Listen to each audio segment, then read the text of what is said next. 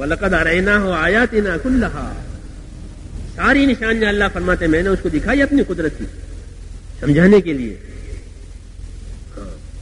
ایک ایک نہیں، دو دو نبی بات سمجھانے کے لیے جا رہے ہیں اور بھیجے جا رہے ہیں کہ ان کو سمجھاؤ، نرمی سے سمجھا. اللہ اپنے رسولوں سے فرمایا کہ ان کو نرمی سے سمجھانا تاکہ یہ عذاب میں نہ آئے. اللہ خود فرما رہے ہیں موسیٰ علیہ السلام سے کہ اسے نرم بات کرنا، دماغ اس کا ایسا ہی ہے، اسے نرم بات کرنا اور میں تمہاری مدد کروں گا، جاؤ بات کرنے کے لیے، اس سے بات کرو، اس کو دعوت دو. کبھی مان جاوے لیکن نہیں مانا. خدا نے اپنا کام پورا کیا، اس نے اپنا کام پورا نہیں کیا. سوچنے کی بات ہے نہیں. اللہ اپنا کام پورا کر رہے ہیں کہ اوپر سے نبی پر وحی آ رہی ہے اور نبی کو پابند کر رہے ہیں کہ ان کے پاس جاؤ، نرمی سے بات کرو، بڑا آدمی ہے، بڑا ہو چکا ہے، نرمی سے بات کرنا. لعلہ یتذکر او یخشی، وہ مان جائے لیکن نہیں مانا. تو خدا نے اپنا کام پورا کیا، اس نے نہیں کیا. سمجھے بھائی؟ تب اللہ نے اپنی تیسری چیز قدرت سے دکھائی، وہ ہے موت. کیا موت ڈالی، اور موت سے اس پر نہیں ڈالی، اس پر، اس کی فوجوں پر اور اس کے وزیروں پر، سب پر.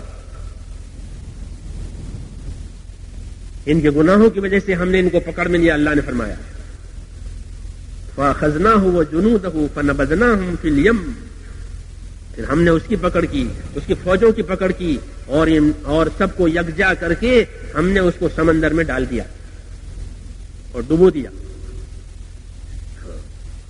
جب ڈوبنے لگا اور موت نظر آنے لگی، موت، اللہ اکبر، اللہ حفاظت فرمائے.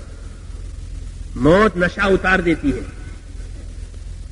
موت کیا کرتی ہے؟ موت نشہ اتارتی ہے، موت کمر توڑتی ہے. بہت سخت چیز ہے، اللہ حفاظت فرمائے. اگر راستہ غلط ہے تو موت سب سے زیادہ سخت ہے کہ اب ان کی کمر توڑ دے گی. اب نشہ اتر گیا، ورنہ نشے میں بول رہا تھا میں خدا ہوں. اب موت پر نشہ اترا ہے تو وہ کہنے لگا کہ اب میں اللہ پر ایمان لاتا ہوں، موسیٰ کے پروردگار کو مانتا ہوں. یعنی اب نہیں، اب تو موت آ گئی، اب تو پکڑے گئے. ہاں، پکڑ میں آنے کے بعد نہیں، اب نہیں. اللہ نے اس کی بات کو رد کر دیا. دروازے بند ہو گئے. حدیثوں میں ہے کہ جبریل امین آسمان سے آئے تو بھائی میری بات سن رہے نہیں، سو تو نہیں رہے بیٹھ کے یہاں. بہت سخت بات ہے، یہ حدیث میں ہے. ایسے نافرمانوں کو ناکام کرتے ہیں اللہ، کیونکہ جبریل آسمان سے آئے. یہ ڈوب رہا تھا اور سمندر کی تہ میں سے کیچڑ لے کر کے اس کے منہ کو بند کر دیا. چپ رہو، بولو مت. مجرم بن کر اللہ کے ہاں پکڑے گئے. کتنی دلیلیں سمجھائی، کتنی نشانیاں بتائیں، اب بھی نہیں مانے ہیں. اب نہیں، اب تمہارے اوپر یہ آخری ناکامی ڈالی ہے. تو میں نے کہا نا اللہ ناکامی دھیرے دھیرے لاتے ہیں.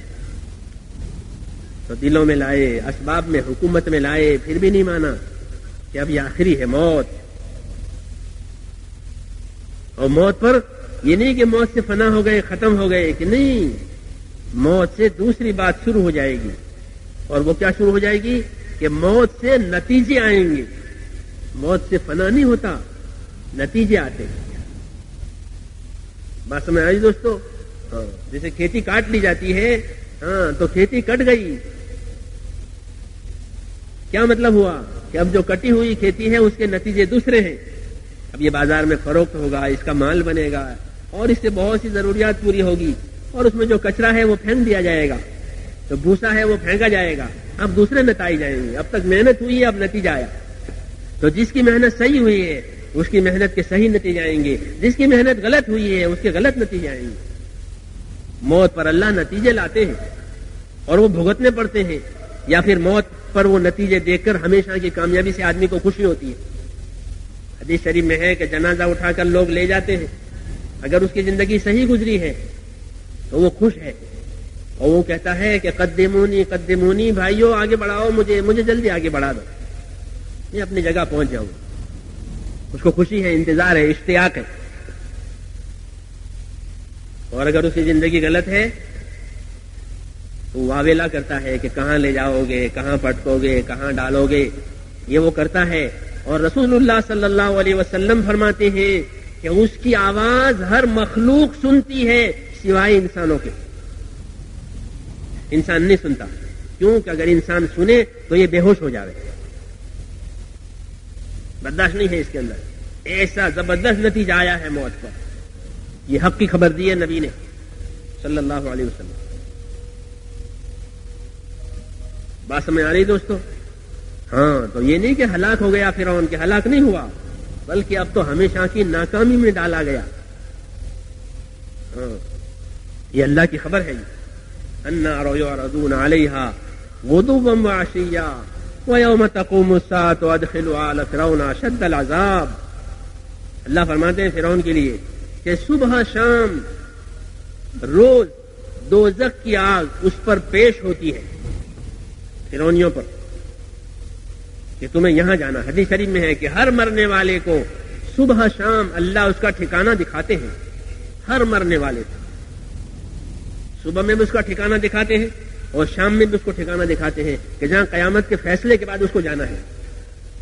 یہ دیکھو آپ کو یہاں پہنچائیں گے، آپ کو یہاں پہنچائیں گے. تو جس کا ٹھکانہ اچھا ہوتا ہے اس کو شوق ہوتا ہے. جیسے ایک آدمی ہوائی جہاز کے انتظار میں بیٹھا ہے کہ کب ہوائی جہاز اپنے گھر چلا جاؤں، تو ہر وقت پوچھتا رہتا ہے کہ ہاں بھائی کب آئے گا، کب آئے گا، کیا پروگرام ہے، ہماری فلائٹ کب ہے. ہاں، تو اس کو جانا ہے نا، تو شوق ہے. تو یوں کہ قبر والی زندگی میں اس کو ٹھکانہ بتایا جاتا ہے کہ دیکھو تمہیں یہاں پہنچائیں گے، وہ رحمت کی جگہ ہے. تو اس کو اشتیاق ہوتا ہے، اندر شوق ہوتا ہے. تو وہ اللہ سے دعا مانگتا ہے قبر میں، رب اقم الساعہ، رب اقم الساعہ، اے مولا قیامت قائم فرما دے، اے مولا قیامت قائم فرما دے. یہ کہہ رہا ہے. حالانکہ قیامت بہت سخت چیز ہے، والساعۃ ادھیٰ وامر، بہت کڑوی ہے، لیکن اس کو اشتیاق شوق ہے. کیونکہ دیکھ لیں میں ٹھکانا ہے یہ، اور مجھے بس قیامت کا انتظار ہے، قیامت کے بعد جانا ہے. تو حدیث شریف میں ہے کہ ہر مرنے والے کو اس کا ٹھکانہ دکھایا جائے گا صبح شام.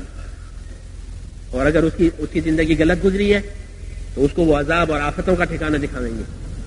اس کی پشیمانی بڑھتی چلی جاتی ہے کہ مجھے یہاں جانا پڑے گا، مجھے یہاں جانا. یہ خود ایک عذاب ہے، پشیمانی. تو وہ دعا کرتا ہے رب لا تقیم الساعہ، اے اللہ قیامت قائم نہ کیجیو. لیکن اس کی دعا نہیں ہوگی، کوئی اثر نہیں اس میں. فیصلہ ہو گیا، قیامت قائم ہوگی. ان الساعۃ آتیۃ، قیامت تو آئے گی، فیصلہ ہے.